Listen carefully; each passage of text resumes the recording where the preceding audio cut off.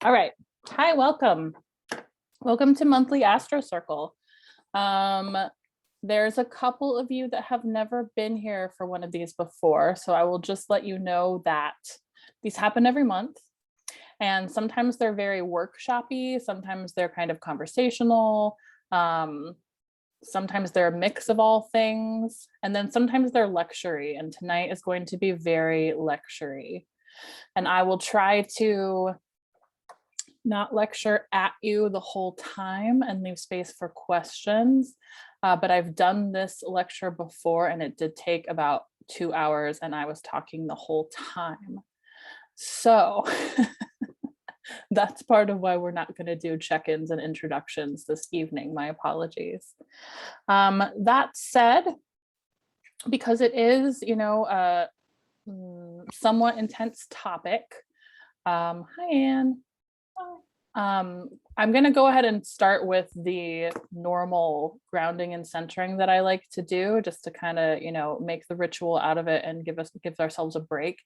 And then I'll launch into a bunch of talking and slides, because Zoom means slides. I kind of miss the days where we would just all like sit in an actual circle and like pass around things that smelled good and, and talk.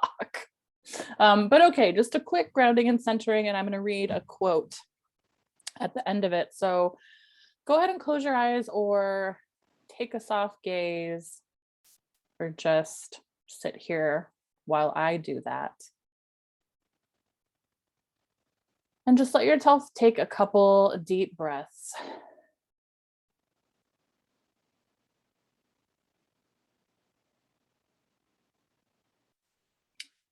Maybe it feels good to just let your body rhythm settle a bit.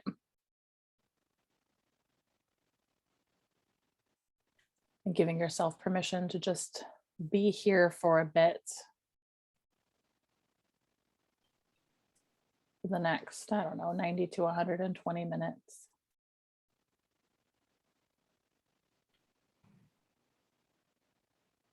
And if it's helpful to imagine breathing down into your feet, you can do that.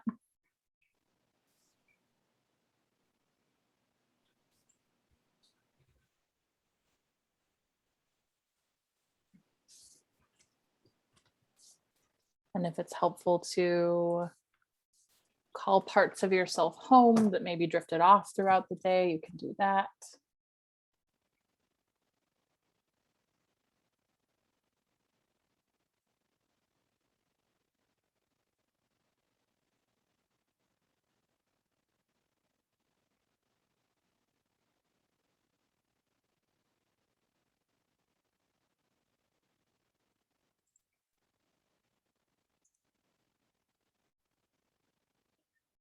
And I want you to just lightly think about your answers to a few questions I'm going to ask to kind of set the mood. What is your relationship to this country? Making assumption that you're all in America, but if not, what's your relationship to the United States? How do you feel about it?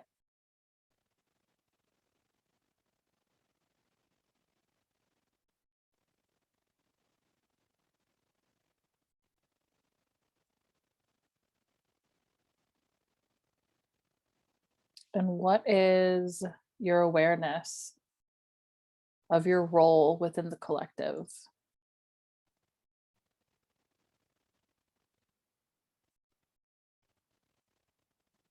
Do you have a sense of what you're here to do or what part you play?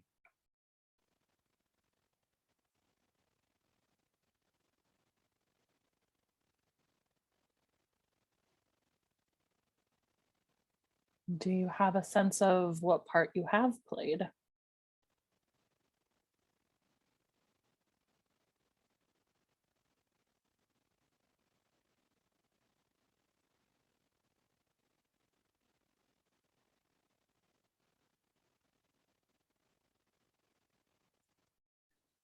And I'm just going to read a quote by one of my favorite old influential white dudes, Carl Jung. A mood of universal destruction and renewal has set its mark on our age. This mood makes itself felt everywhere, politically, socially, and philosophically. We're living in what the Greeks call the kairos, the right moment for a metamorphosis of the gods, of the fundamental principles and symbols. This peculiarity of our time, which is certainly not of our conscious choosing, is the expression of the unconscious human within us who is changing. Coming generations will have to take account of this momentous transformation if humanity is not to destroy itself through the might of its own technology and science. So much is at stake, and so much depends on the psychological constitution of the modern human. Okay.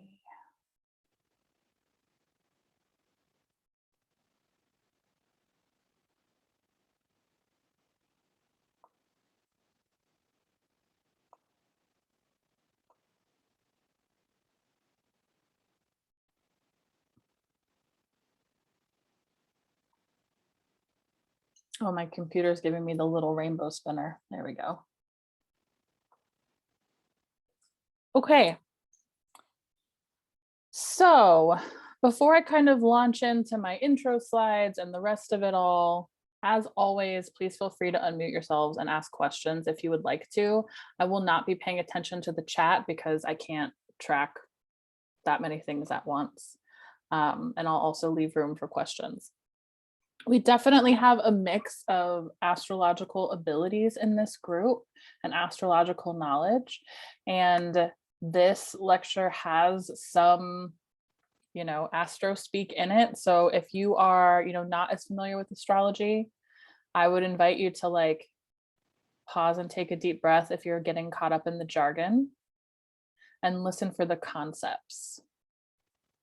Right? So instead of getting stuck on the astro words I'm using, listen for the concepts.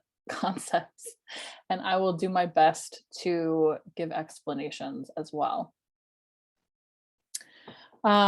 So, there we go. I always start with lens and bias and gratitude with everything I do so that you know whose worldview you are opting into.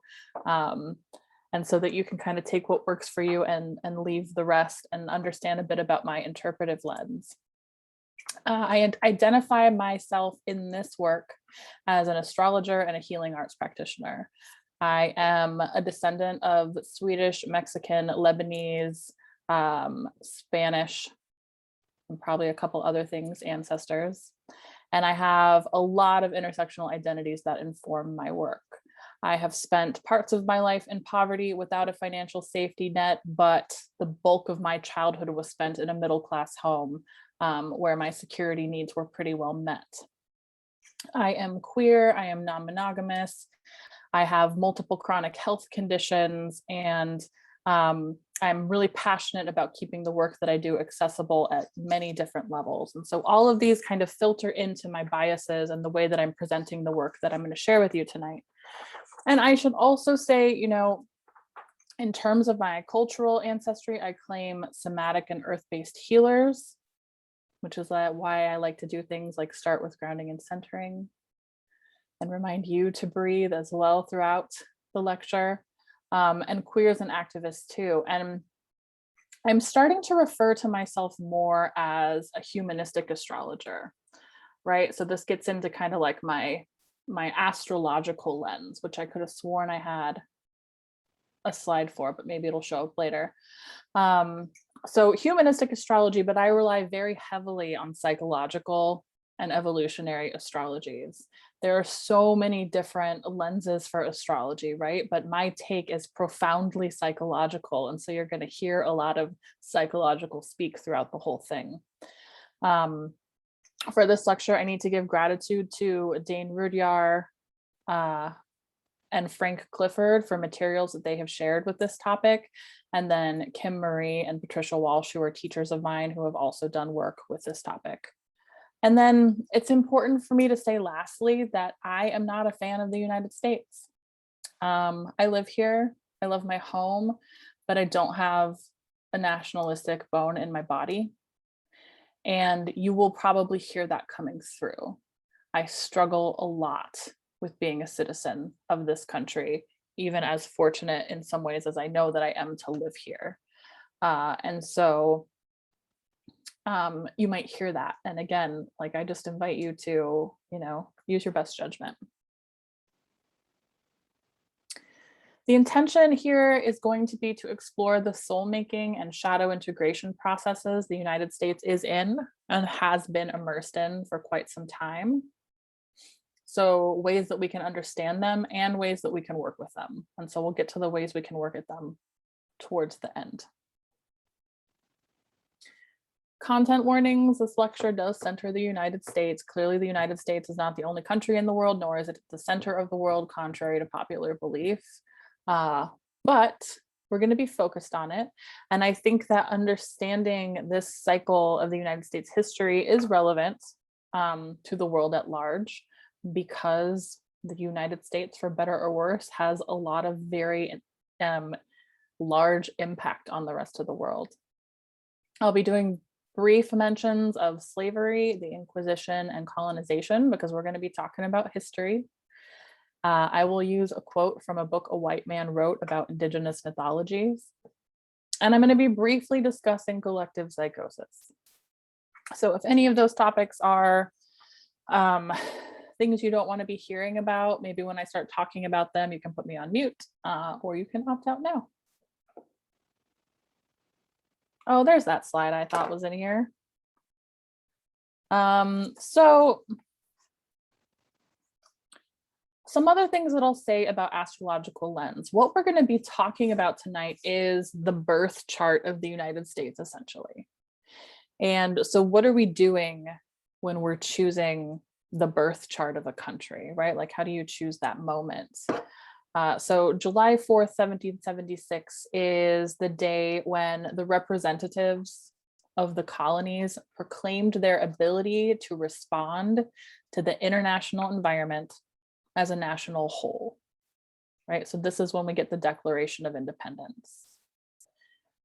In the last paragraph of the document that defines the Great Seal of the United States, it says, "This date is that of the Declaration of Independence, and the words under it, which are Novus Ordo Seclorum, signify the beginning of the new American era, which commences from that date." All right, so the birth chart of a country is looking at the chart of a collective person, a collective energy with specific abilities, specific energies, and specific challenges. And so it's this moment of, emergence for this new entity that is asserting its will to live within a world with a bunch of other entities, right? A bunch of other countries. And it's asserting its will to do that on its own terms. And so it's important to also note that we're talking about the beginning of the United States, the country. We're not talking about the beginning of the land. We're not, we're not talking about the beginning of the people who have made their home here for much, much longer than 300 years. Although their stories get incorporated into the energy of the chart. So I need to say a few words about the chart that I chose. So those of you who are familiar with astrology know that birth time is everything, because that gives you the houses, it gives you the house placements, which is another lens of interpretation. And so the chart that I am working with, and side note, I did this lecture once before back in April, and I used this chart then, and then I could have sworn that I was going to end up switching to a different chart by now, but as the more I redid this lecture, the more I just wanted to stick with this one. So the chart that I'm working with is for July 4th, 1776 at 2:13 a.m. And it is not the most commonly used chart. The most commonly used chart for the United States is the Sibley chart, and it's still July 4th, but it's 5:13 p.m. maybe. So the house spread is different. It is Sagittarius rising, and I have that chart in here at the end. We can look at it if we have time. But there are several reasons that I'm using this chart. Although I believe both of the charts tell a story, and you'll meet astrologers who work with charts that are other than the two that I've just cited. This chart is the one that was used by the founder of evolutionary astrology. And I really respect the interpretations that he's done for it. And it's based on a chart that was used by Evangeline Adams, who was one of the first prominent female astrologers. And so it is the chart of the United States that has been used the most and the longest. Now, of course, 2:13 a.m. Why would they sign it? Why would they sign it at 2:13 a.m., right? And so there's some mythology that goes along with that. And one is that, you know, it was the Masonically chosen time, right? So a lot of the founders were Freemasons. They knew astrology, right? And so there's a myth that they elected this time. There's another myth that like they were all up and still working through the document into the wee hours of the morning, and an apparition appeared and said, sign the document now. Right? So we have no way of knowing when this document was signed, right? But we know that this chart has been worked with a lot. The Sibley chart, the other chart, is also a profound chart. And there is some possible historical documentation about it being the right time, but I think more relevantly, it stands up to transits. So the transits of September 11th, 2001 in particular, really make that chart pop. So regardless, the aspects are going to be the same. The planets are going to be in the same signs, about the same degrees. It just changes the houses. And so I'm not going to rely super hard on house placement. The other thing that it does is it switches the Aquarius moon from 18 degrees to like 27 degrees. So that'll become more relevant when we're talking about transits. Any questions?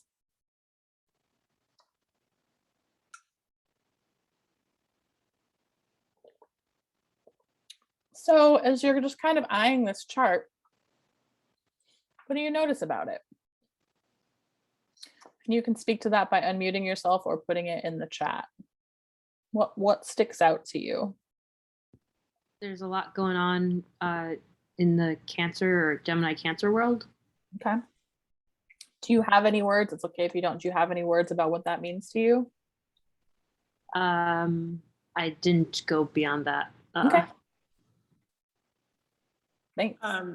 Definitely Uranus on the ascendant, and how that could make you view yourself as revolutionary. Mm-hmm. Yep. Yeah, Uranus on the ascendant is one of the reasons I also stick with this chart, because it just speaks truly to me. Anyone else?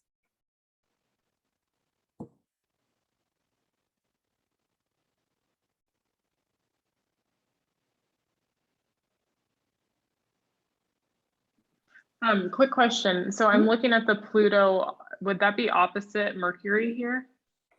Yep, Pluto is opposite Mercury. Whenever it comes to events like this, would you use a tighter orb, or would orb even matter in this? Orb does matter. I wouldn't, when you're talking about just like a mundane chart or an event chart, I don't use tighter orbs. Okay. In fact, I might use larger Wider. Mm-hmm.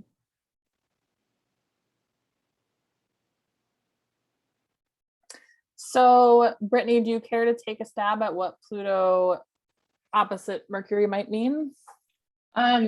So when I see Pluto and Mercury together, it always makes me think of obsessive thinking, but that's just one aspect that it could go towards. But also that kind of does fit in with the United States, if you think about it. Yep. And so my delineation or my explanation of this chart is going to focus a lot on the evolutionary astrology components of it. So we'll dig deeper into those in a little bit. But aside from that, you know, you can see a heavy second house influence here. And so a focus on wealth and resources and values, and even we could say a passion for it. or we could say an ease with it, with Jupiter conjunct the sun there. With Mars in the first, we could say outwardly directed, ambitious, lots of self-assertion, reacting aggressively when threatened, courageous, enthusiastic. The moon in the chart of a nation can represent the collective body, as it were. So like the attachments, how people find security, their habits. It's in the 10th house here. I said that I wasn't going to focus on houses, but so far I've done that for all three. But one way of looking at this would be that the moon in the 10th house is a collective body where law and order are what makes it feel secure, right? With the Aquarius moon, we could think of people who want to zoom out or who want to get an objective view. And anytime I see the Aquarius Leo axis, I keep hubris in mind, right? Like I know more than you.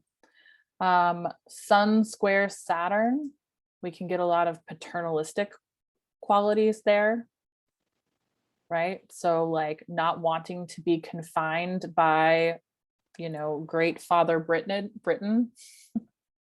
but then also acting paternalistically towards others. And so again, I'm going to get into delineation a lot more later, but I just wanted to kind of talk about some of the other aspects of the chart lightly before I move on. Any other questions there? I wanted to ask about not ask, but just sort of you were asking any thoughts or comments there. I'm thinking about the Pluto in Capricorn in the 9th house, and particularly with a given sort of maybe last couple of years or the last year and a half, you know, of many countries in the world in terms of social, economic, and systems. Like I think about Capricorn and structures, how those are being heavily you know, really challenging and like breaking down in comparison to many other third world countries, I would say. Would that make sense? Yes, it does. And we're actually going to spend quite a bit of time, or we'll spend a lot of time talking about that symbolism. The only other thing I wanted to ask, because I've never looked at charts for a country, but I'm wondering, and this is a house question, but the US consistent pattern of going into invading other countries, would that speak to international and overseas? Does 9th house do that? It could, but I wouldn't put a lot of emphasis in that because the house system is, you know, we don't know what house. What we know is that, you know, Pluto was in Capricorn for 20 years around this time, right? So it's looking at those more overarching things. So Sun square Saturn, again, the paternalistic quality, you know, let us go in and conquer you. That could be one. And then there's probably other more aspect-based things going on in this chart that would explain that. Thanks. Okay. So when we're talking about a chart of a moment, especially for a historical figure, it's helpful to get into what was going on historically speaking at that time, right? Like how are the seeds of what was happening historically present in that chart? And I just had to throw in an image from Hamilton here because I don't know, it was funny to me. And in this song, what this picture is taken from, they're singing the line, "We hold these truths to be self-evident that all men are created equal," right? And so there is the mythos that comes through in this chart quite a bit. And that is part of the reason that I chose this chart, because of the 9th house Pluto. And 9th house Pluto is going to be full of mythos and full of these like guiding principles that drive the entity forward. Right. And again, we'll break that down a little bit more.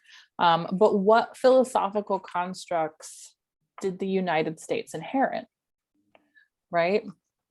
So Dane Rudyard he wrote this book called, I don't know, it's a really cool cover. I should have grabbed it. It's in my bibliography at the end. But he wrote this amazing book on like America's destiny and astrology. And he thought that it was very important to look at these philosophical constructs because we're looking at the role that the United States plays in the development of Western civilization. And so the chart is going to help us understand that the role it plays in the development as well as like where it's going. And then that helps us key into what our role is in evolving that purpose for the better. So Western civilization is based on the principle of duality, right? Polarization and duality. This is when we think back to Greco-Roman times and the beginning of Western philosophy. You know, the most incredible, heavy quotes thing that they did was give us binaries, right? And they became quite obsessed with breaking things into binaries, which becomes a very unincredible thing at this point in time, because it is actually an affront to the diversity of the universe, right? But they focused on breaking things down into male, female, black and white, good and evil, form and formless.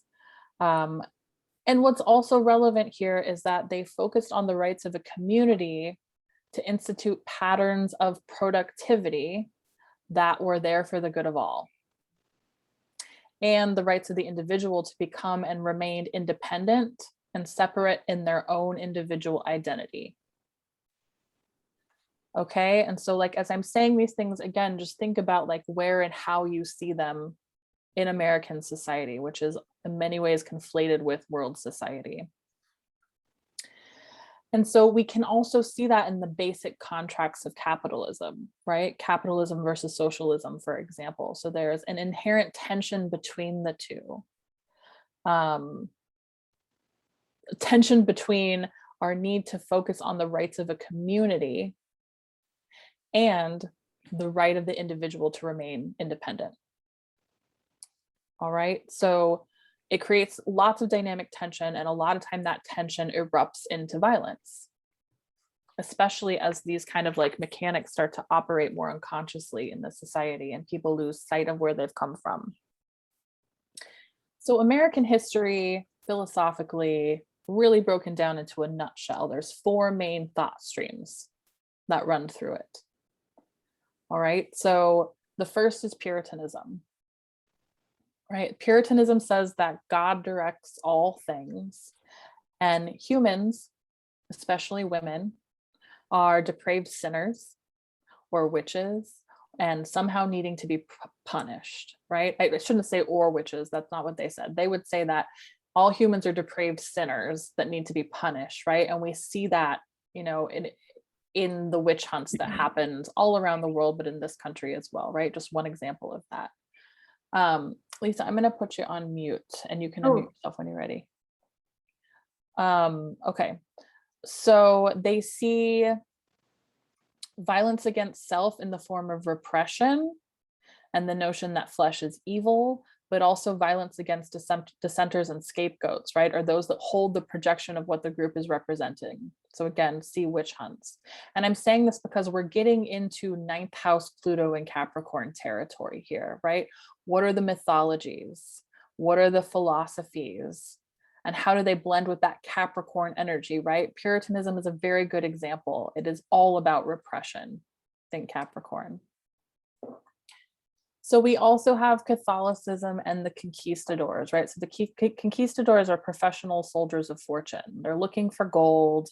They used modern weapons, which were better than everyone else's. And so religious missionaries accompanied them to convert people to the one true belief system. And you get a lot of this one true belief system stuff going on in American society from its founding. We are the ones that know the right way. Okay. Again, think ninth house, which is very similar to Sagittarius. And so the US really inherited the violence of that way of being, right? People have been massacred over belief time and time again. Think about the tensions that are arising right now in our society, right? Who is right? And what happens to who is wrong? And so the fear of that also is laced throughout the country's, energy or egregore, if you will. This is also something that paved the way for just destroying people and land, right? In the spirit of the one true way of knowing, in the spirit of the truth. So then a third one is Freemasonry. And so Freemasonry, again, in extreme nutshell, follows the Gnostic teachings that were systematically bashed out of the Catholic and Christian churches, right? So Gnosticism existed before Christianity, but its basic premise was a focus on direct intuitive experiences of God or the divine. And this was put into the Bible and then taken out again, right? So these were the scriptures that referred to, like, Jesus saying, here's what I have to teach. But if it doesn't work for you in your life, if it doesn't make sense to you, throw it out. Or any scriptures that gave a person permission to trust what their intuition was saying. In the Council of Nicaea in 317 or something, Constantine was tasked to assemble a council that would decide which scriptures could be kept in the Bible and which ones should be taken out. And what they decided was that anything that would hinder the goals of imperialism, hinder the goals of land conquest, were to be taken out. So these became the Gnostic Gospels or the Lost Gospels. And so that way of knowing this direct intuitive experience of God or truth kind of went underground. And one of the rivers that it went into ended up becoming Freemasonry. Freemasonry, again, a very complex background, but it carried that mythos that put a lot of emphasis on divine knowing or direct knowing, rather than having to go to like a priest to tell you what was true.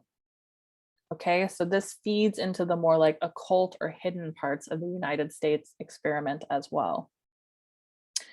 And so like the seal on like this seal here says providence favors our undertakings and an order of the ages.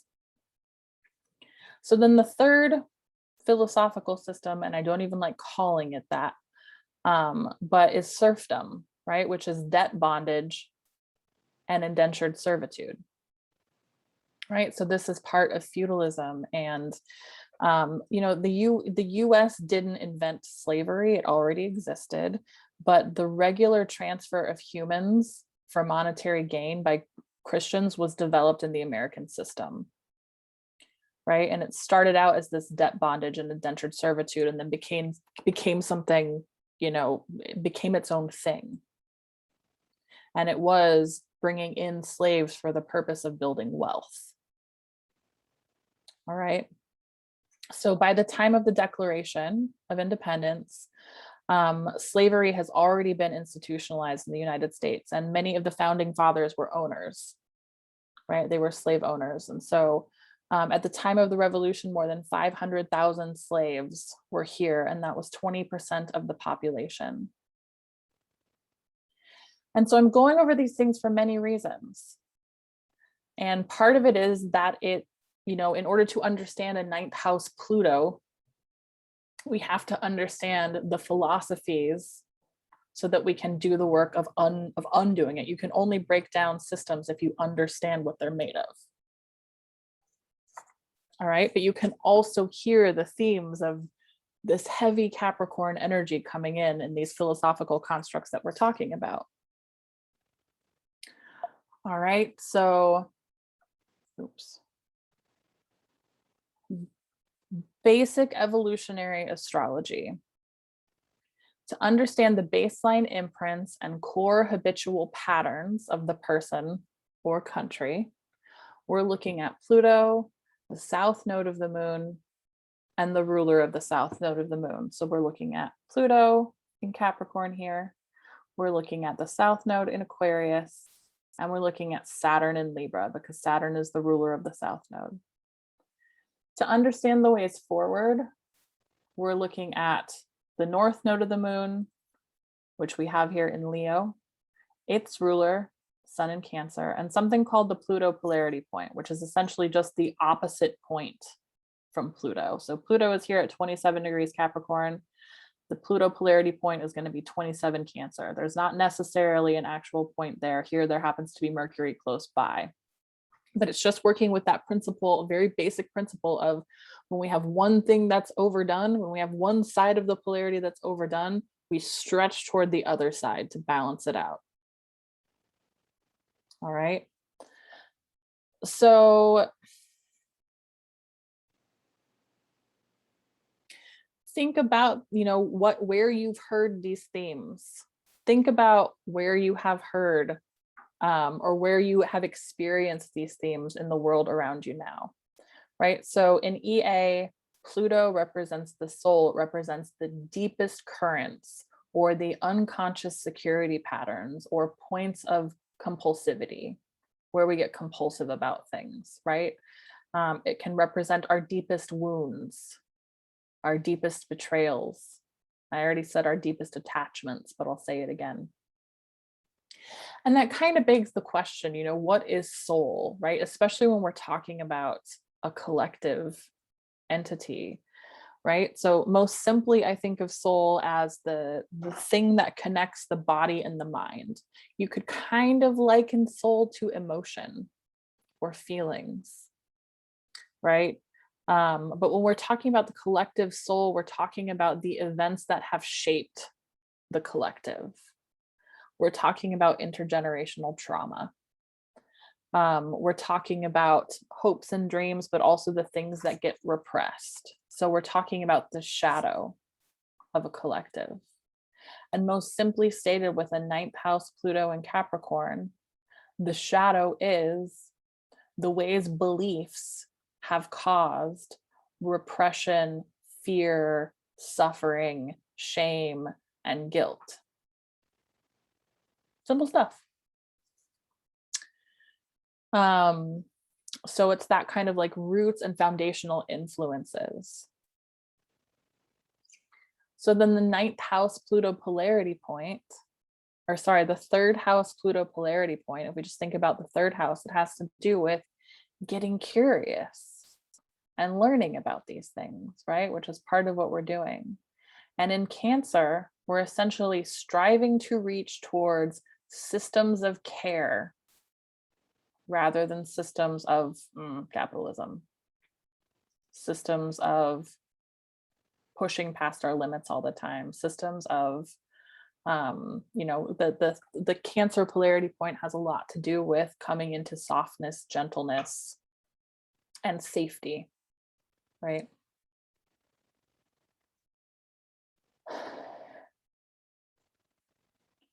So just more working with this Pluto in Capricorn, right? It's interesting because we live at a time where we have a class of people called plutocrats, right? Those are people who want to control everything. More distortions or shadow sides of Capricorn have to do with imprisonment or being chained. It has a lot to do with repression and denial. It has a lot to do with punishment and fear of punishment. It has a lot to do with, as I've already said, paternalism and ways we've been conditioned to fear power to fear authority. And so it's our relationship with authority as well. And you see a lot of attempts to rebel against authority right now, which is part of this process, right? And so backing up a step, in case I haven't said it already, I don't think that I have. The lecture tonight is about the United States Pluto return. So this is the time when Pluto returns to the same point it was when the country was born. So Pluto's coming back to this 27-degree Capricorn mark. So we have a solar return every year when the sun returns to the same place it was when we were born. A lunar return happens once a month. A Pluto return takes about 250 years. So this is the first one that the US is engaged in, and it is a soul-making process. It is a fight for the soul of the nation. Okay. So Pluto in Capricorn in a chart, or when Pluto is transiting through Capricorn, which it is right now and has been since 2008, more on that a little bit later, it can bring a lot of emphasis on power and control, authoritarianism. It can bring compulsive need for control. We see that in a lot of our leadership right now. And again, it can also manifest as rebelliousness. All right. Or fear of what happens if I'm different, which also gets into the South Node in Aquarius. Often the Pluto principle operates on attraction, repulsion.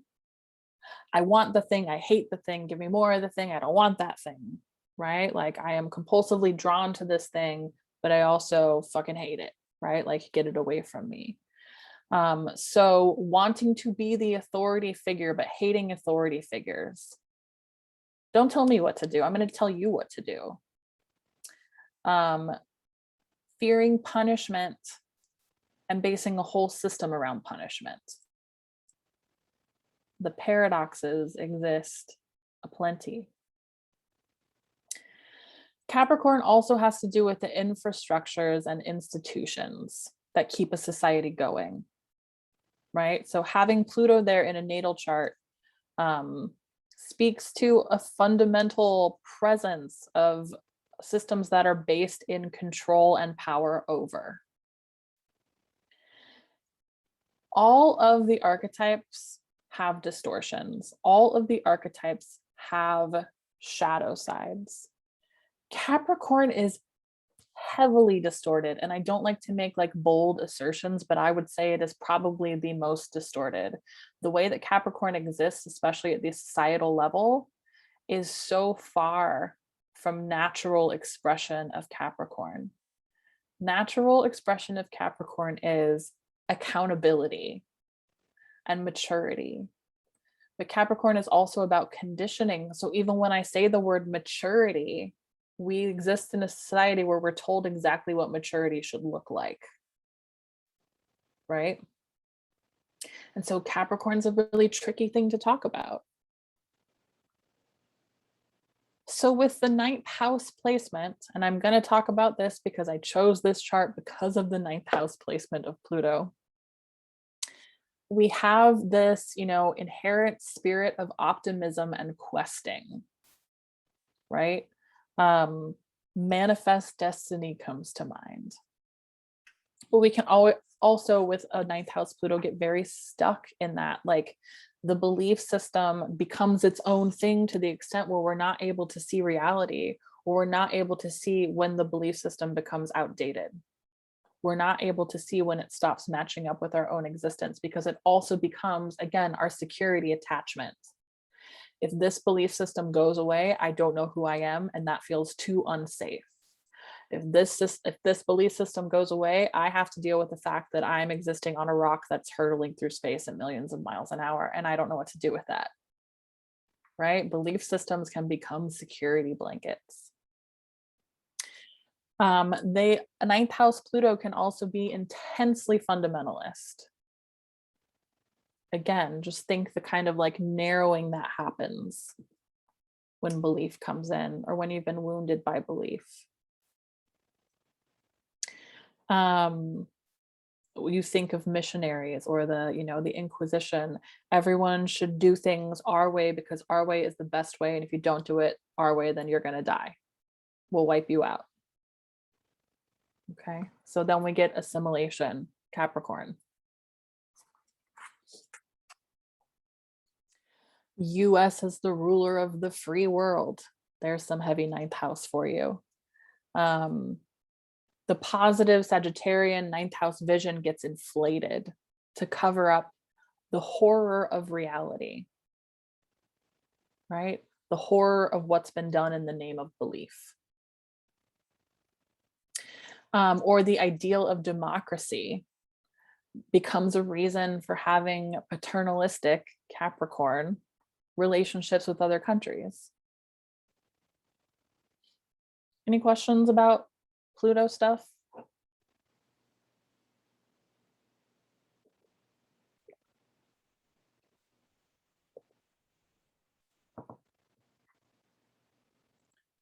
Last thing I'll throw in there is it just underscores the potential for black and white thinking, right? It blows up that Western civilization philosophy stuff. Okay.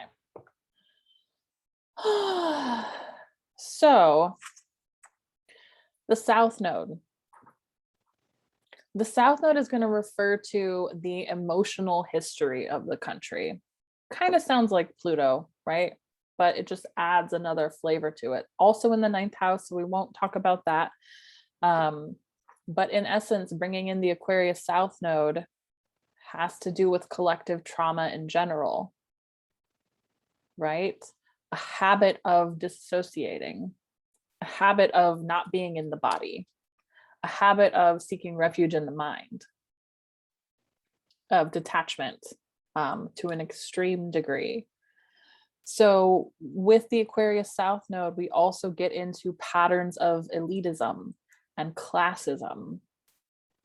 And we get a further entrenchment of structures that support elitism and classism. Or distortions into fragmentation, right?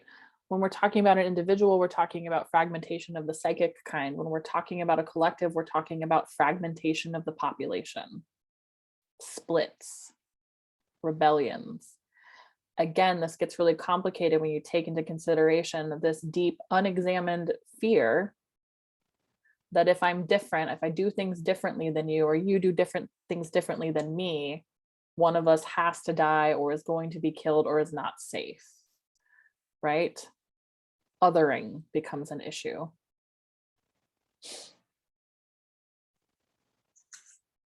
So then the Uranus ruler in this chart placed on the ascendant, like Brittany, I think, was saying, although it might have been someone else, I'm sorry, the person is a force for revolution and change. The country is a force for revolution and change, right? Just impulsively, instinctively. Can also be a force of trauma, right? Okay. A little bit about the Pluto opposite Mercury. It's bringing the focus inwards a bit, but it's as if, it's kind of saying that the way I'm interpreting it is that the individual parts of the collective have to bring their awareness inward. All right. Or examine their personal shadow or integrate accordingly. And maybe this is a little bit of my hashtag positive reframing, but this would suggest that there is an ability to do that. A lot of times the Pluto opposite Mercury energy in our collective gets thrown out as intense suspicion. Okay, which is one side of Pluto Mercury combinations. But it gives us an ability also to examine the shadow and integrate accordingly. Rudyard spoke to this as an aspect of the chart that indicates a need for inner realization and the transcendent function, which is the process of when you have two opposites, what we tend to do is like fling from one side to the other, The transcendent function is what happens when you can stand in the center of a paradox and hold that tension, and then a third thing arises from it, right? So instead of like going from one binary to another, you hold it, and then the creative force causes something else to happen.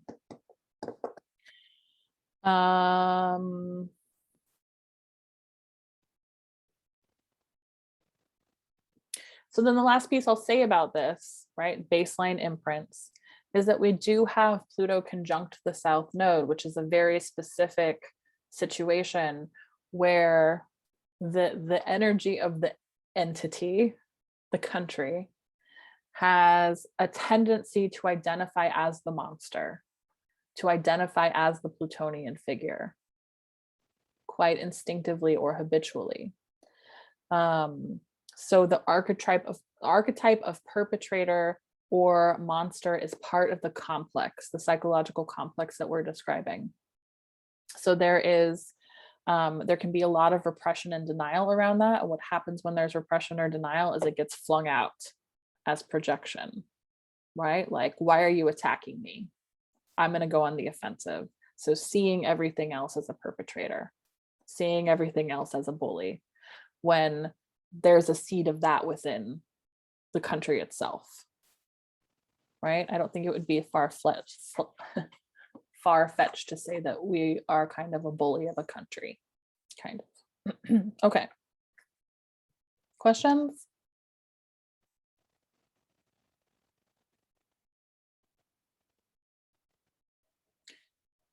We're breaking it down. We'll get to ways forward, I promise, but we're not there yet.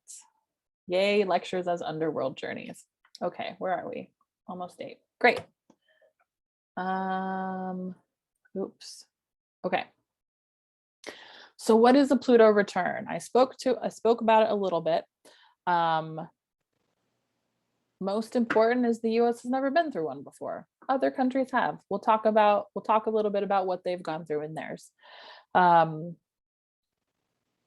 So a Pluto return for a country, since individuals will never live through one, can represent a fall from grace. It can represent coming into right relationship with power. It can represent a shift in destiny. As I've already said, it's a soul-making process.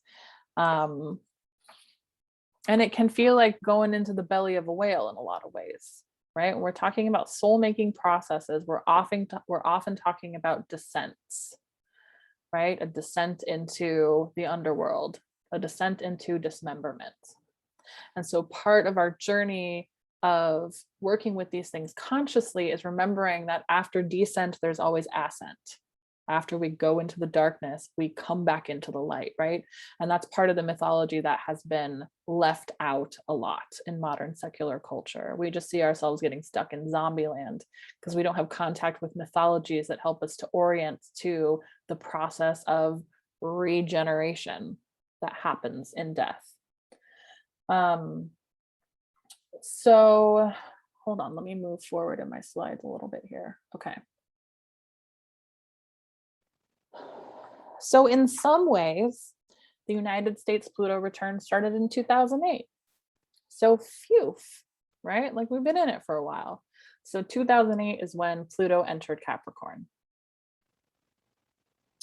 That would be using what I would professionally call a gigantoid orb. But what happened when Pluto entered Capricorn was it immediately started opposing Venus, and then it opposed Jupiter, and then the Sun, and then Mercury. So during its whole time in Capricorn, Pluto has been opposing these core parts of the United States chart. Okay.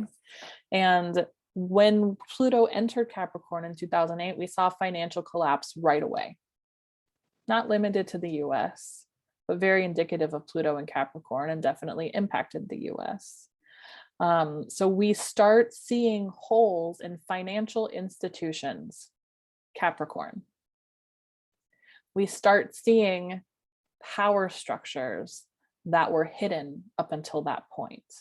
And the revelation of entrenched dark power has been a constant with Pluto and Capricorn.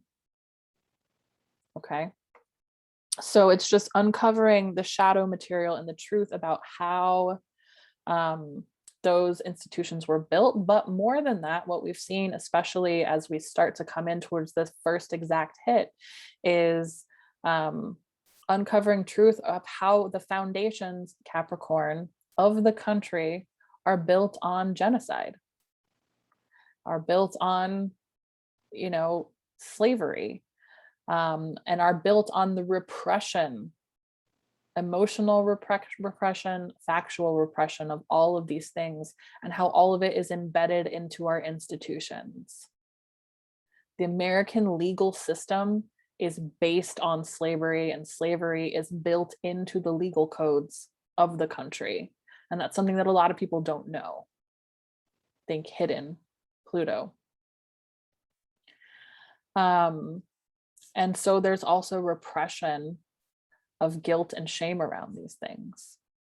And when this kind of material gets repressed as a collective level, it takes on its own energy and it becomes a very driving force because it's operating underneath the radar.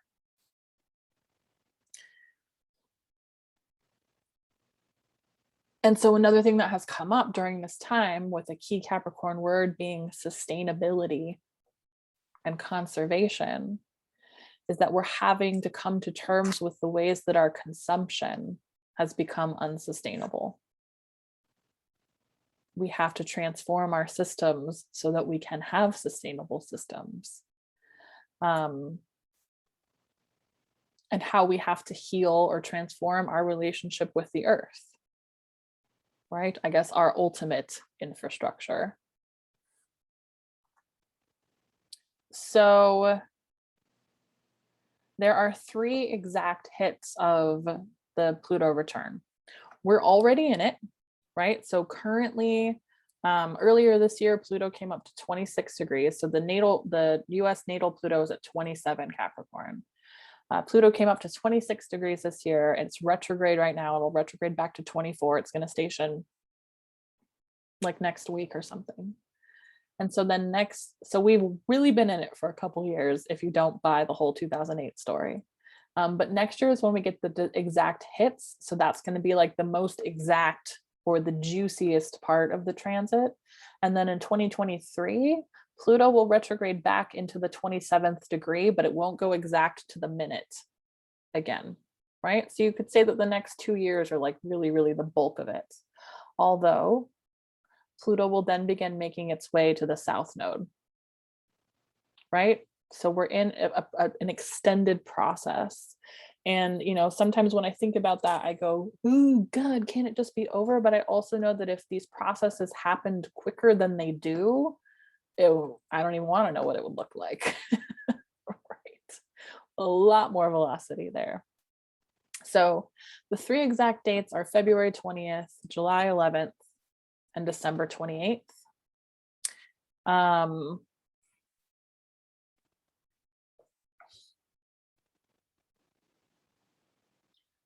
Carmen. Okay, so what I want to say about this here. So we have 3 dates. I haven't honestly spent a lot of time with the individual charts. It's something that you could definitely do because you'll see differences between them. And so first things first, I just want to say, like right here, it kind of looks like Saturn is conjunct the moon. Keep in mind, we don't actually really know where the moon is. It's somewhere in mid to late Aquarius, right? So that's not as potent as it might look to be. Another thing I think it's important to point out about this first one is that we have Venus going retrograde December 19th of this year, 2021. When Venus stations retrograde, it will be at 26 degrees of Capricorn conjunct Pluto. I don't know what this means, but it means something. Welcome to Amanda's astrology. Venus retrograde in Capricorn, we're talking about Capricorn as a collective energy, right? Capricorn, Aquarius, and Pisces are all the transpersonal ones. And So it's a Venus retrograde that's going to have to do with conditioning around values. It's a Venus retrograde that's going to have us looking at, you know, our patterns of shame and guilt and repression and denial, but also like how we build sustainable relationships with ourselves and others. At the collective level, I anticipate this being a moment of revelation for the US. So Venus will station retrograde December 19th. When it stations direct on January 29th-ish, it will be at like 11 degrees Capricorn conjunct Mars. And then Venus and Mars together are going to travel forward, and they'll travel forward together. They will come up to a conjunction with Pluto and the United States Pluto, and the three of them will hang out there for a couple days before Venus and Mars start to move away and then separate. And so we have a lot of emphasis on this Pluto in this first exact hit. My most obvious guess would be that we're going to have some COVID revelations. And I'm saying that because COVID was a child of the Saturn-Pluto conjunction of early 2020, also in late Capricorn. The next one, July 11th.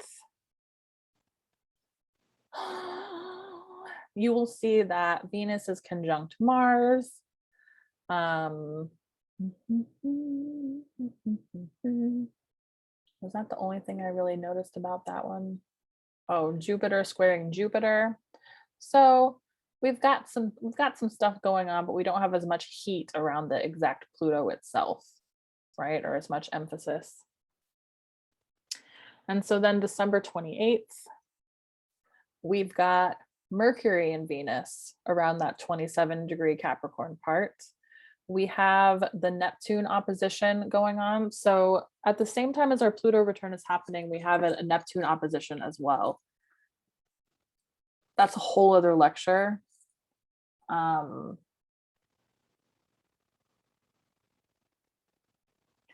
think of Neptune in terms of delusion. That'll just kind of like give you that's the nutshell for that one. Okay. All right, so any questions about those charts?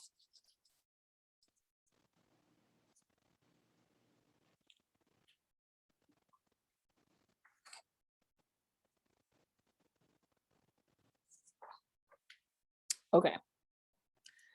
So let's talk about ways forward a bit now and a bit later. So to understand ways forward, we're talking about Pluto polarity point, the north node of the moon, and its ruler. Where evolution is trying to lead, what is trying to be evolved. So Pluto polarity point in the third house, having to learn the relativity of truth. Having to learn nonviolent communication. Dialogue instead of ninth house debate. Third house dialogue, ninth house debate. Cancer, as I've said before, emphasizes the emotions. And the Cancer Capricorn axis is about emotional self-reliance, right? There's a lot of like victim, bully, savior, drama triangle energy going on in this country. Right? Once you're on the drama triangle, if any of you are taking tools for empaths, you're going to learn all about this. Once you're on the drama triangle, the victim becomes the bully, becomes the savior, becomes the bully, becomes the victim, and so forth. It's hard to get off that train. So Cancer, learning to work with triggers that pull us back into crusader mentality, but also holding space for all of our shit to come up. No small task. Really easy words to say, no small task. Internalizing emotional security would be another term for the Cancer polarity point. But it also has to do with dealing with the deep, dark shadow of the genocides this country has perpetrated at home and abroad, right? So much violence, what's happened to indigenous populations, and bodies of color and bodies of difference. And the shadow of loosening nuclear weaponry on the world, right? Like all of this stuff is up with this symbolism. So it's also about reparations. right? Which is atonement essentially, but atonement is one of those very loaded words. So reparations, what has my role in this been? And how do I make reparations for that? Right? Not like I can't deal with it because I'm guilty, but like, hey, how do I fit into this story, and how do I change it? How do I shift it? Leo North Node, coming back into the heart. Creative self-actualization. This is the medicine to Aquarian disassociation. Coming back into the heart's way more fun, is way less fun than it sounds sometimes, right? Because you feel things in the heart. You have to feel the joy or the grief and the pain in order to feel the joy and the bounce and the creative life spark. And so that North Node can point to a place of insecurity. And actually, like, we see Leo in this country. We see hubris. We see the distortions of Leo, right? So it's remembering what healthy Leo looks like, what healthy empowerment looks like. And then that Cancer sun, we have this double Cancer, right? Softness, gentleness. Values based in care, their second house. Okay. So we'll come back to ways to work with this, but I want to just go through some slides for other countries and their Pluto returns and some other historical stuff. But before I do that, does anybody have questions?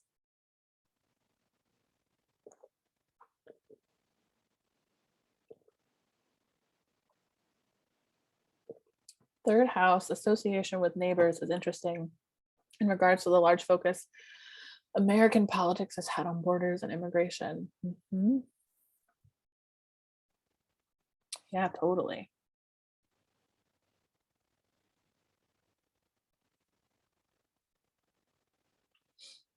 Anything else right now? Whoa. Okay. Why did I move my screens?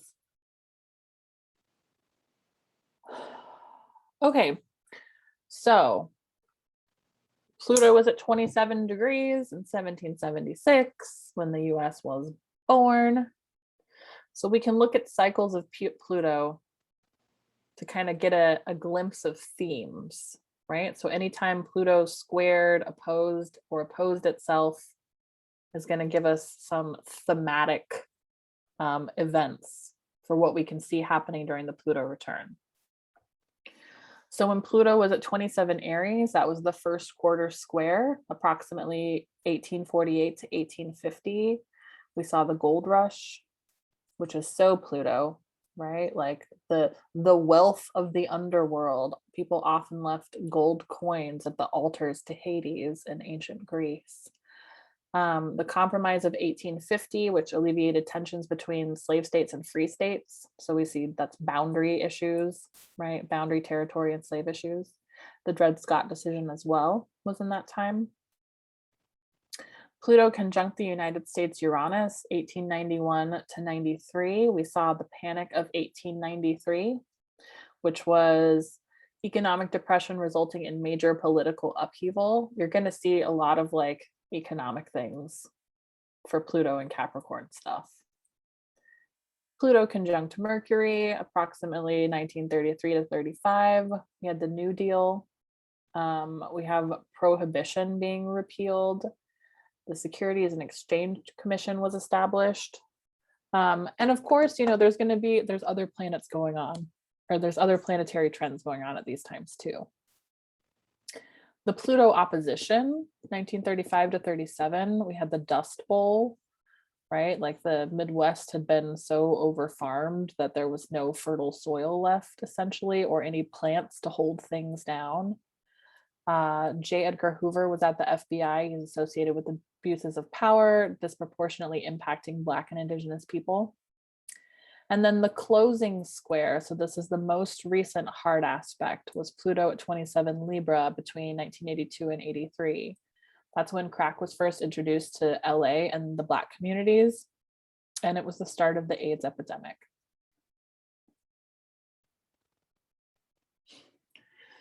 If we take a little short view of a few countries and their Pluto returns, the first Pluto return England had, there was a great famine that killed 10% of the population. And the toll was amplified by failed weak leadership. But the second one, they had the golden age. And then the third one, the slave trade was dismantled. I'm sure there were terrible things happening too, but we can see that there's like monumental things that happen that aren't necessarily just terrible. Spain's most recent one, they had a dictator relinquishing power and then dying, and then a monarch successor. And Russia's most recent one, Stalin dies, and France's most recent one, Napoleon died. And so you can see, again, it has a lot to do with power. And so the goal of thinking about this stuff consciously is, how do we bring as much awareness to the process as possible? Which is, yeah, again, easier said than done. Words are so easy to say. So Pluto in Capricorn thus far, right? Remember, it came into Capricorn in 2008.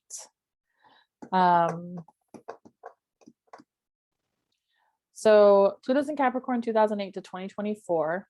It's about transforming our relationship with power, resources, conditioning, fears, and shadow. In a lot of ways, although I would say, all archetypes contain components of fear, Capricorn and Saturn, I associate with fear itself, right? Think of the tarot with the devil card being associated with Capricorn, right? It is the things that we fear, and therefore the things that we repress. Big moments since Pluto has gone into Capricorn. We had the Pluto-Uranus square from 2011 to 2016, where we saw the intensification of these breakdown and breakthrough patterns. As soon as that square started, we saw Arab Spring, we saw a big earthquake hitting the nuclear reactors at Fukushima. And so we start to see this kind of like collective awakening / upheaval and rebellion coming to the surface. If you want to read more about that, Cosmos and Psyche by Richard Tarnas. In the time since Pluto has been in Capricorn, Uranus has gone through Pisces, Aries, and is now in Taurus. That's describing more of the collective individuation process. We've had Neptune in Pisces. Neptune entered Pisces in 2011. So it's been there for most of the time. Neptune in Pisces is underscoring a dissolution process and a lot of confusion. At its best, it is a spiritualizing process, but we're having some difficulties with Neptune right now. And then Saturn conjunct Pluto, which was exact the day that the news started reporting about COVID. Saturn-Pluto cycles tend to seem to show up with pandemics. But they represent thematically cycles of crisis and contraction and pruning what doesn't work and evolving what does. And then we had the next Jupiter-Saturn conjunction, which was last December 17th, I think, which is the start of a new 200-year era where we're redefining our connection with the air element. So,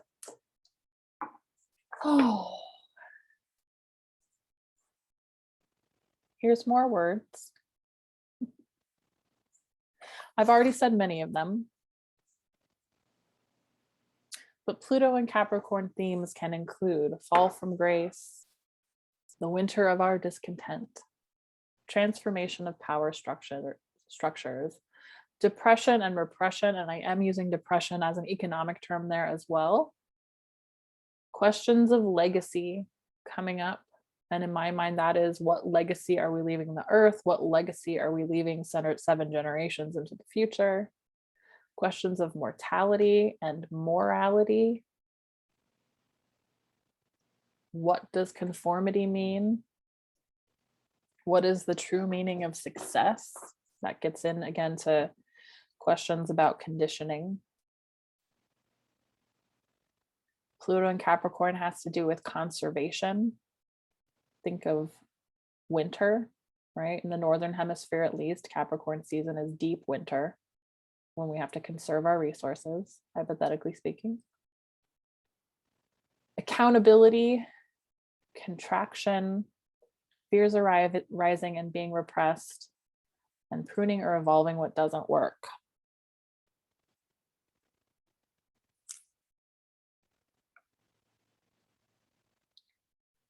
So Patricia Walsh did a lecture at NORWAC in 2020 that's actually on her YouTube channel called the Capricorn Renovation Project. And the idea is that the gravity of our situation requires us to look into some pretty dark corners, right, of ourselves and of our society. And so it's a time for shadow work. And shadow work can be like a big thing done, you know, with a therapist, and it can also be looking around or like talking to people in your life and saying like, are there things that you think I could do better? Or how is our relationship going for you? Right? Tending to things that you would rather avoid can be a form of shadow work. And in many ways, the two archetypes that I associate the most with shadow are Capricorn and Scorpio. Pluto is the modern ruler of Scorpio. So we have two forms of shadow work, Pluto and Capricorn together. And so the archetypes themselves are evolving now, right? As is the collective unconscious. We're in a transition between the ages. And so what is being born here? What do we want to be born in our society for our children? And how do we nurture that? So part of this soul making process that we're in is kind of like a collective regression. Like we're being triggered left and right with a lot of our deepest security needs, you know, like in our security wounds. In my worldview, you know, I believe in past lives, but what we're also starting to understand through things like epigenetics is that trauma travels through generations in the physiological body, right? And with things that are going on now, a lot of that stuff is coming up. And according to the chart of the United States, what happens as those triggers come up is we look for paternalistic figures. We look for authority figures who can simplify things for us or make us look safe or make us feel safe, right? But again, there's that individualistic, like, don't tell me what to do thing. And, you know, just thinking back to the Sun-Saturn square in the US chart that kind of like echoes that dynamic of the paternalistic father who is working at cross purposes, Saturn square Sun, with the vital life force. Right? So Patricia, in that lecture that I mentioned, refers to what we're going through as an epidemic of psychic chaos. And so what has been repressed is being loosened. And she says, you know, the result can be a form of collective psychosis. And I think that gets more into the Neptune opposition that's going on at the same time, right? Like the inability to see reality that's going on. And so again, I'm talking about the US as a collective, and each of us as individuals here in this lecture might have a different response. We're just discussing the egregore, the collective spirit, right? But another thing that came up in Patricia's lecture and my own research is a book called Dispelling with Tycho, and I'm just going to read this quote from it. As a species, we're experiencing the undeniable uprising of the dark, destructive forces of the collective unconscious.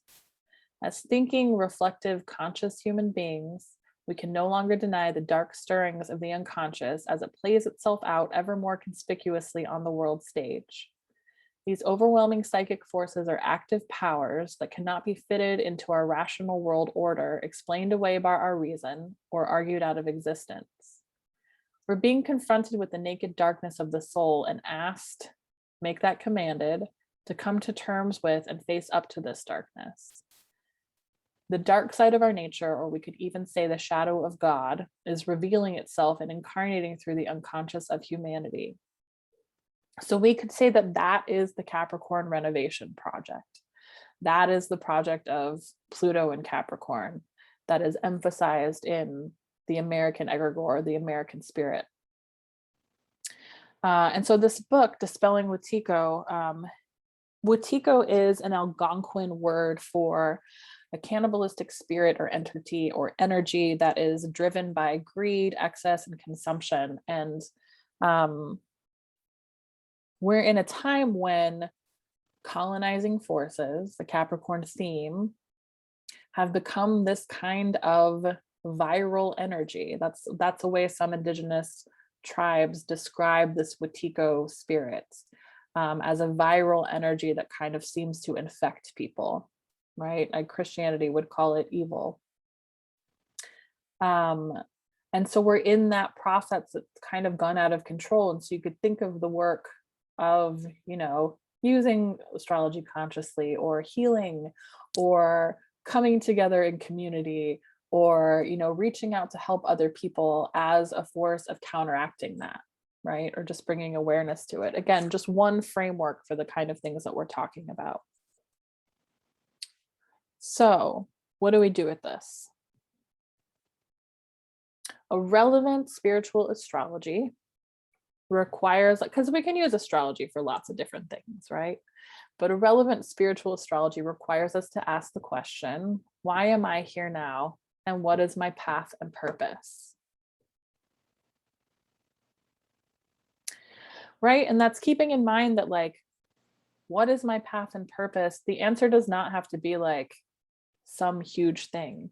It might be that my path and purpose is like drink enough water, or like establish a solid home for myself, or, you know, volunteer somewhere, right? There's part of asking questions like this is being open to the plethora of answers that can be true. And so again, we come to this, you know, what are options for ways to work with this kind of thing? Emotional maturation is a huge implication of integrating Capricorn Cancer. What does emotional maturation look like? We're taught that emotional maturation means like, suck it up, right? Capricorn. But it has more to do with understanding your emotional nature so that you can communicate about it, and so that it doesn't control you, and so that you can ask for support and accept a no answer, right? So learning to be okay with emotions is a big part of that. Psychological deep dives, when and as you're able to. There are times in our life where our emotional worlds are in chaos. That's not a time for a psychological deep dive. You're already deep diving. Reclaiming projections. This is classic astrology or classic psychology, the idea that whatever's in our unconscious, we project onto other people. So reclaiming your projections so that people can exist as who they are rather than who you need them to be. There is a huge importance that we have more spaces where guilt and shame can be witnessed and held rather than judged or pathologized. Everyone has something on their conscience.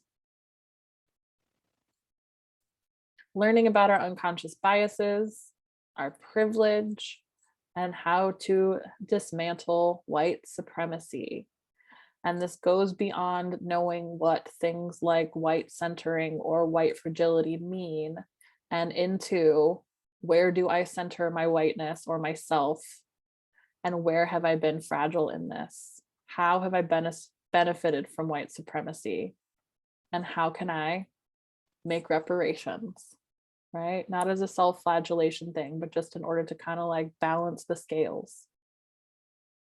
The importance of understanding and laying down privilege and what props it up. and understanding the way systems focused on punishment perpetuate shame, guilt, and fear of punishment. Right? That's a really, really, really hard one because we have to have boundaries. Right? But boundaries don't have to be the synonymous with punishment.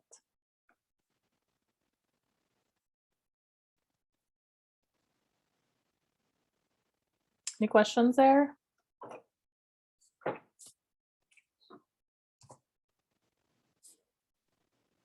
Not a question per se, but that focus on healthy boundaries is a very emotionally mature Capricorn expression, I would say too. So it really comes into play here. Totes.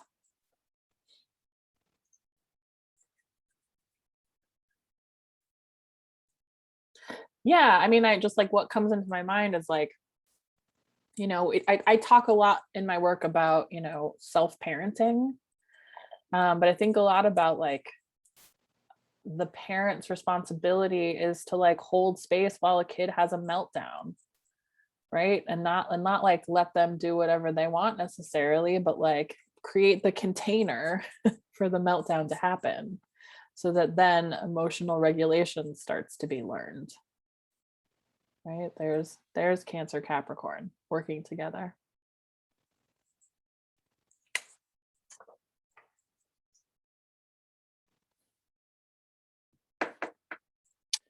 Healthy relationship with Capricorn is also, you know, a sustainable relationship with resources and mastery and accountability, and becoming an elder, right? What happens in a society where we have elders who share their stories and who teach and who hold space without judgment, right? Elderhood is a huge Capricorn thing. Are we going to include or exclude? Right? There's the Aquarius Leo axis coming in.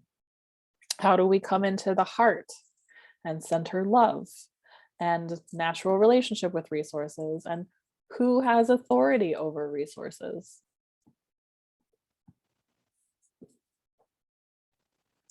So this next slide is just something that popped up when I was creating this lecture the first time.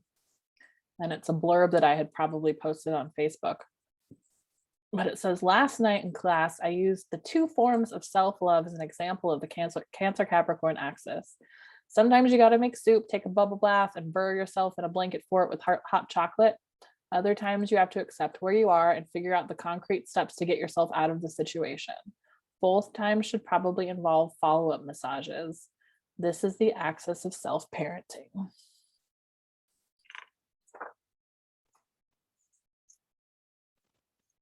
Okay. So that is, hold on. Yeah, that's the end of the official lecture. I have other charts that we can look at, but does anyone have questions or comments before we just kind of wander around into that world? Well, I just really like what you, this whole self-parenting and the Cancer Capricorn, I have like pretty strong aspects. And it was interesting, this is a very side note, but today I had to sort of deal with a lot of unemployment issues, these all of documents and like really difficult emails to try, like really things that in the past would like totally trigger me, because like feeling overwhelmed on you can't get through and talk to anyone. I spent 3 hours making incredibly good food. Like I made my own pasta today. I made like, it was not that planned. It was just sort of like, I need to sort of just balance this day. This is not going to work otherwise.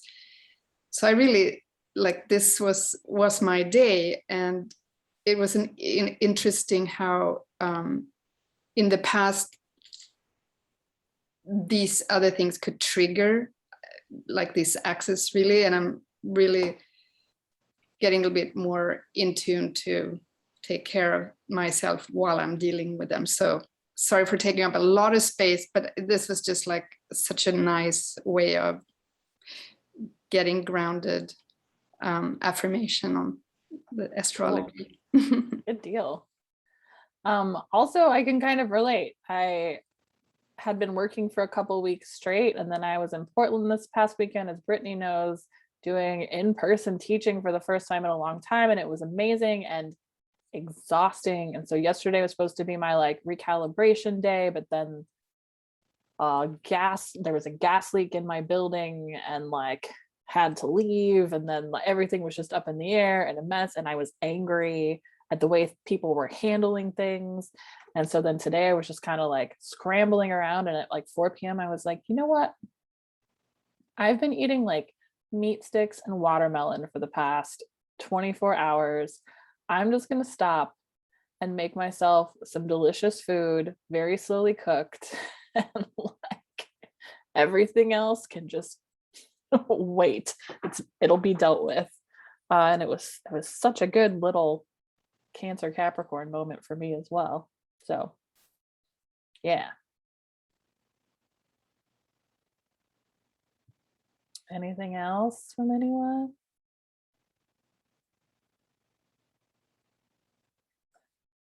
So the chart that I'm the most interested in kind of adding as an extra here is this one.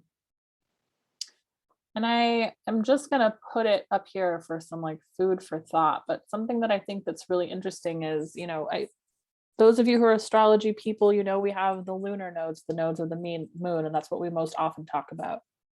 But every planet has nodes.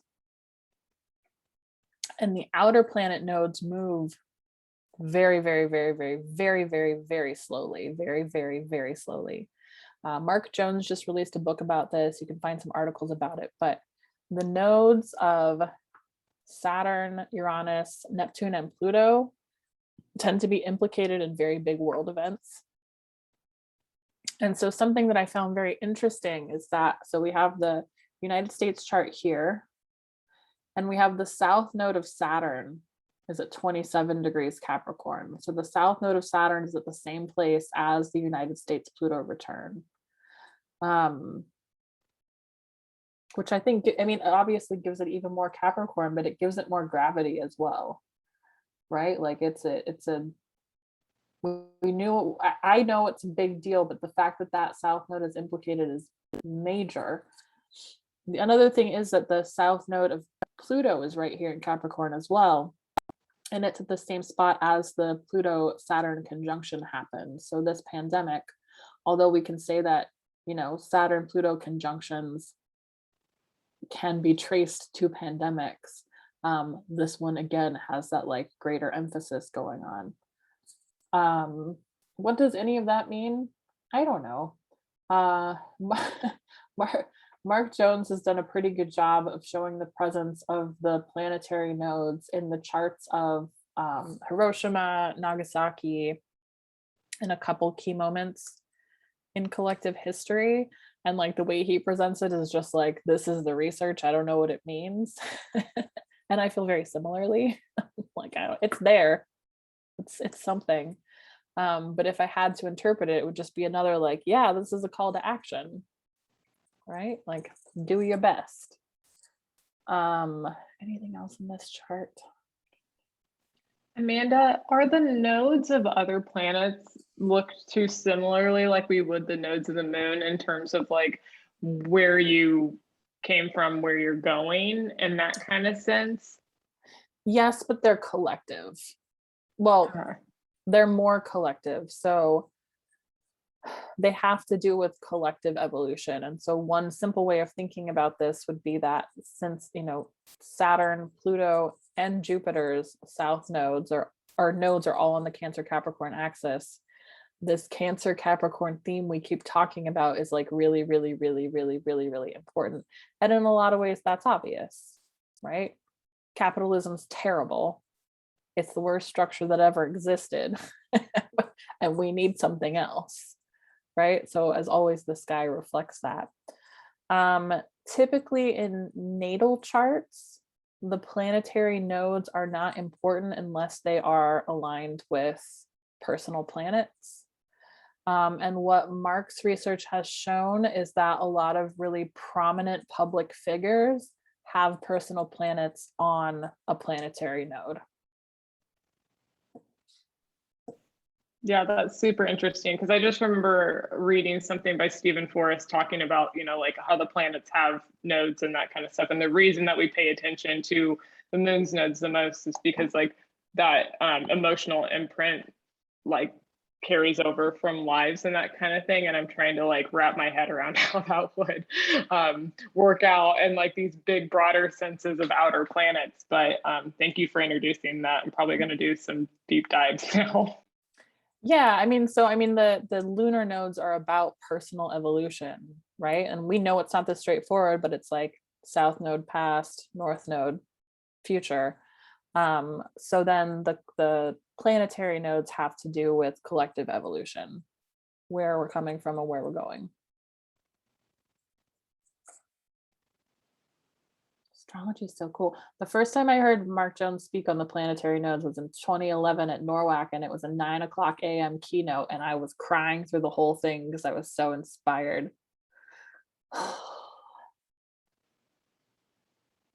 Okay. I don't want to bring the Sibley chart in right now. What is this? I can't see. This is Kamala's chart around the United States chart, which I think is interesting because there's a lot of contacts. So she was born on a full moon, so she has an exact sun moon opposition. So the United States Pluto is squaring those, suggesting, what can I say that's very poetic about this? Well, it'll be interesting to see what happens with her. She's a very complicated figure for me, because she's highly problematic in a lot of ways. And also I like her. Like, I see her talking and I'm like, I like you. It's really annoying. But I mean, obviously this country is going to push her to her limits for sure. So there's that Pluto today in obvious statements. What else are we noticing?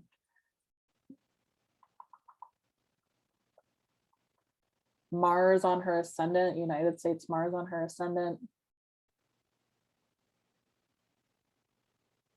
I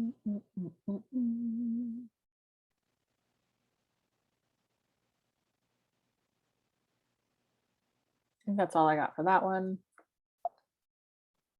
Oops. So there's some Biden. I must have taken Trump's out. Biden's Pluto is right on the United States North Node. Oh, what was the other one in here?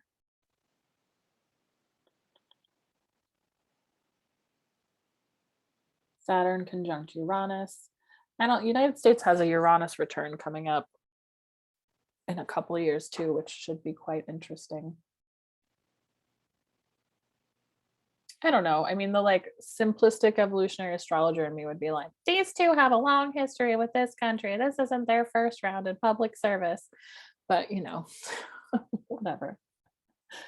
Okay, that was Biden. That's Kamala. Oh, this is Trump's chart with the United States chart.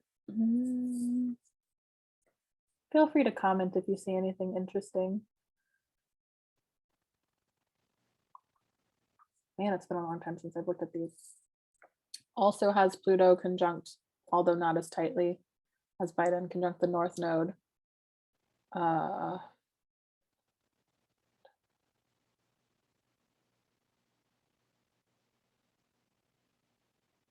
Yeah, I don't know what I have to say about these. They're just interesting.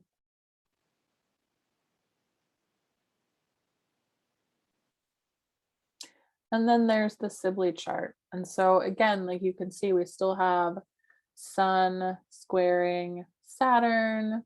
We still have, South Node conjunct Pluto. It's just that we're Sag rising instead of Gemini. And so the houses are flipped. Um,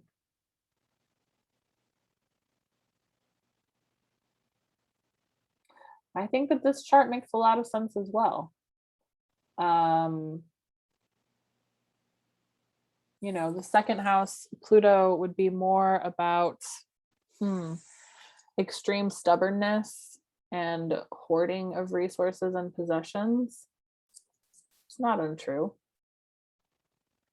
I think the most compelling thing here is the rising sign flip, right? So if we think about the rising sign as who we instinctively are, and then the descendant or the seventh house cusp about as how we present ourselves to other people. You know, a Capricorn descendant would be like, hey, I'm your friend. I'm your friend. No, really, I'm your friend. Mars on the descendant. Let me be your friend. Whereas the Sagittarius would come across as being very idealistic, or full of ideology. So I don't know. It might be better to just stick with signs and aspects for this kind of chart. But it's compelling any way you look at it. Okay. Let's give our brains a break. There's some works cited.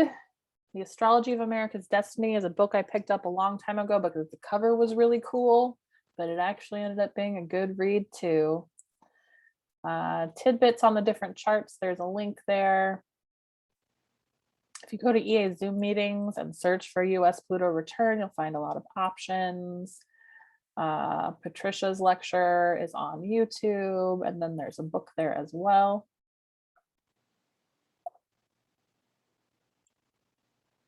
Oops. Upcoming things with me. Tools for Empaths starts Friday. I'm teaching Astrology for Personal Growth, parts 1 and 2 at North Seattle College.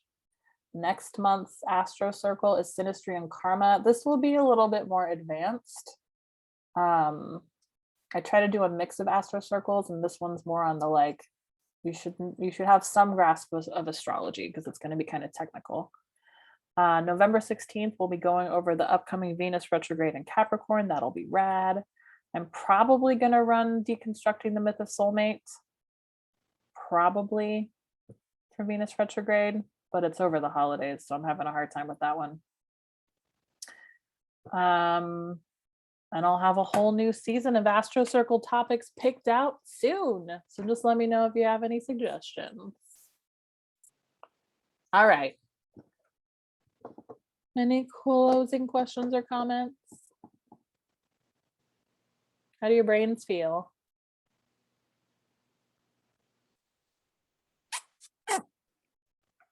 Yeah, I'm both scared and excited.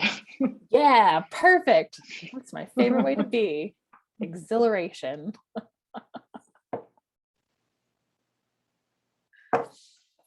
All right. And just remember, if it gets too overwhelming, you can just forget you know anything about astrology. All right. Well, thanks for being here. Thank you. I'll see y'all later. Thank you, That was Amanda. awesome. Thanks, everyone. Thank you. It's really impressive things to think about.